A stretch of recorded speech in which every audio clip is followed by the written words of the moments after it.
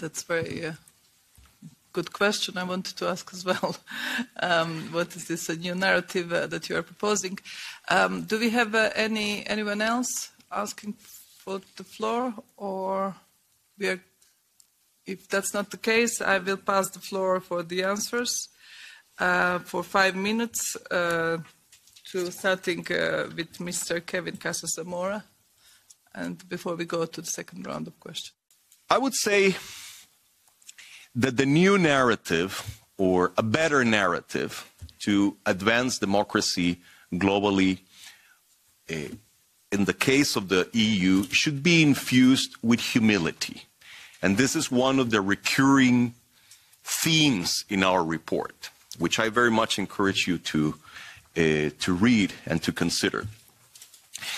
It should be infused with humility in the sense that the EU should recognize that it has challenges within the EU, that it should, while acknowledging that democracy is a universal human aspiration and it should be robustly defended, democracy works differently in different places. And this is something that I always feel when I travel to the global south. I myself come from the global south. I'm lucky enough that I come from a country that has a long democratic tradition.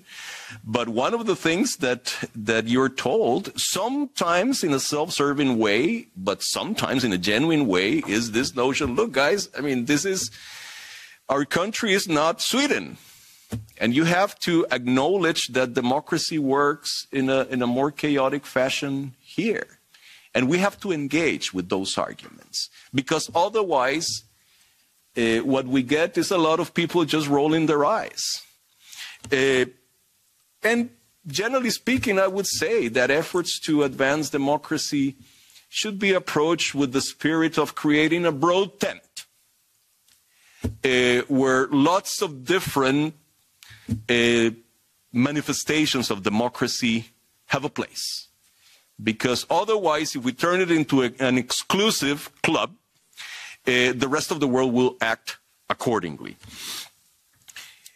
And in terms of concretely what should be done to prevent people from rolling their eyes when Europe speaks about democracy in the rest of the world, I would say 2 things. Number one, try to avoid as much as possible double standards, because, I mean, we can have a long discussion about that if you're up for it, but some of the reactions that we're seeing internationally coming from the global south on the question of Ukraine and support for what the West is doing with regards to Ukraine, and this kind of a skepticism that we are sensing on a large swath of the world, has to do with the question of double standards. The perception that the West upholds democratic values only when it's convenient and only when it's close to home, and only when it doesn't interfere with their own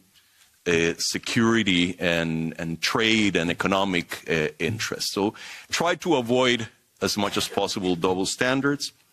Right.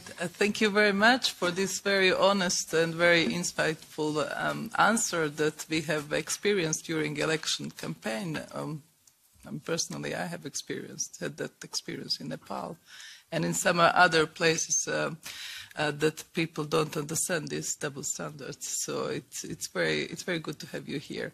Now we are coming back